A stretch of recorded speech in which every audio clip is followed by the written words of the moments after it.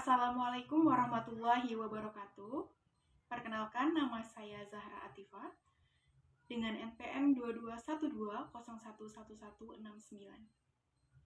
Baiklah, saya di sini akan mempresentasikan hasil makalah saya dengan judul Pentingnya Etika dan Integritas dalam Pendidikan Hukum untuk Membangun Karakter Profesional Sejak Dini.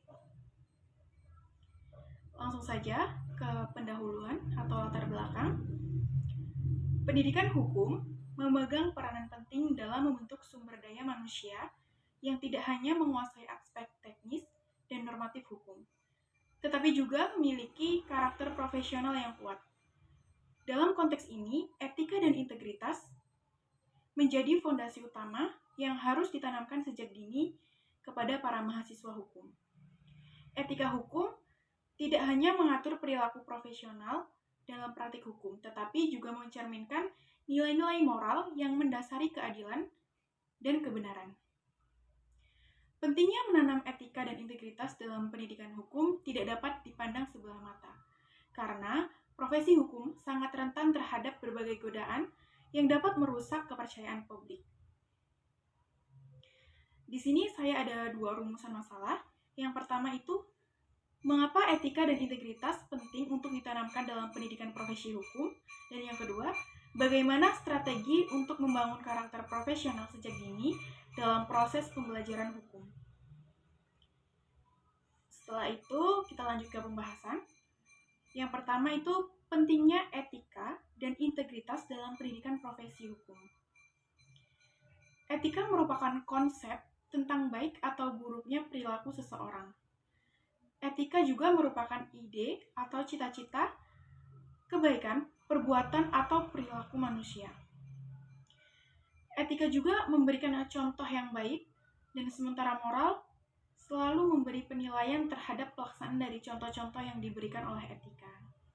Oleh karena itu, orang yang beretika adalah orang yang memberi contoh perilaku keteladanan. Salah satu aspek yang disoroti etika dan moral berkenaan dengan perilaku perbuatan seseorang adalah pada bidang kerja keahlian yang disebut dengan profesi.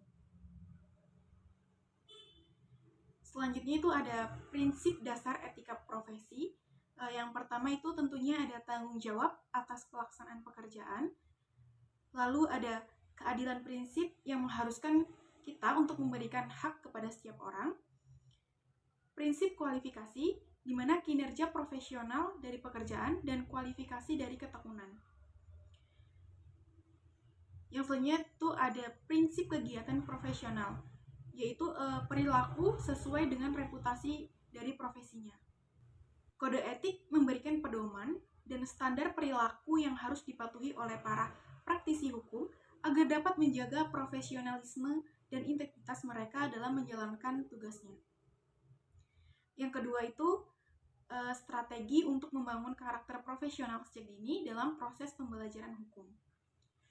Strategi membangun karakter profesional sejak dini dalam proses pembelajaran hukum itu melibatkan beberapa pendekatan yang terintegrasi, baik dari sisi kurikulum, pembiasaan, maupun lingkungan pembelajaran. Itu diantaranya ada integrasi nilai moral dan etika dalam kurikulum, di mana dimaksudkan bahwa kurikulum hukum harus mengandung modul atau mata kuliah yang mengajarkan nilai-nilai moral, etika profesi, dan karakter Pancasila sebagai landasan berpikir dan bertindak untuk mahasiswa hukum.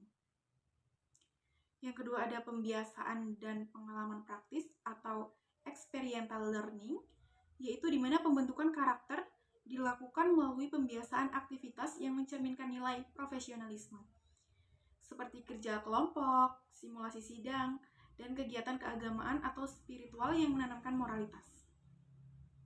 Ada juga pengembangan soft skill dan kepemimpinan. Pelatihan soft skill seperti komunikasi efektif, manajemen diri, dan kepemimpinan sangat penting untuk membentuk karakter profesional yang matang. Selanjutnya juga ada pendidikan hukum harus menanamkan nuansa spiritual dan moral Pancasila agar lulusan tidak hanya cakap secara teknis, tetapi juga memiliki orientasi moral yang kuat dalam menjalankan profesinya. Yang terakhir itu penggunaan teknologi dan adaptasi dengan perkembangan zaman. Jadi, mahasiswa hukum diajarkan menggunakan teknologi secara bijak dan memanfaatkan kemajuan teknologi itu untuk mendukung profesionalisme, sekaligus menghindari perilaku negatif seperti penyebaran informasi palsu atau hoax. Dengan menerapkan strategi-strategi tersebut secara konsisten dalam proses pembelajaran hukum, mahasiswa dapat berkembang menjadi profesional hukum yang tidak hanya berkompeten secara akademik, tetapi juga memiliki integritas, etika, dan karakter yang kuat sesuai dengan nilai-nilai Pancasila dan kebutuhan masyarakat Indonesia. Yang terakhir itu ada kesimpulan. Jadi kesimpulan dari materi yang saya buat itu tadi adalah etika dan integritas merupakan pilar utama dalam pendidikan hukum yang sangat krusial untuk membentuk karakter. Untuk membentuk karakter profesional mahasiswa hukum sejak tahap awal dan pembelajaran. Pendidikan hukum tidak hanya berfokus pada penguasaan aspek teknis dan normatif, tetapi juga harus menanamkan nilai-nilai moral yang kuat seperti kejujuran, tanggung jawab, keadilan, dan penghormatan terhadap hak asasi manusia. Nilai-nilai ini menjadi landasan moral yang mengatur perilaku para calon praktisi hukum dalam menjalankan tugas dan kewajibannya secara profesional dan bermartabat.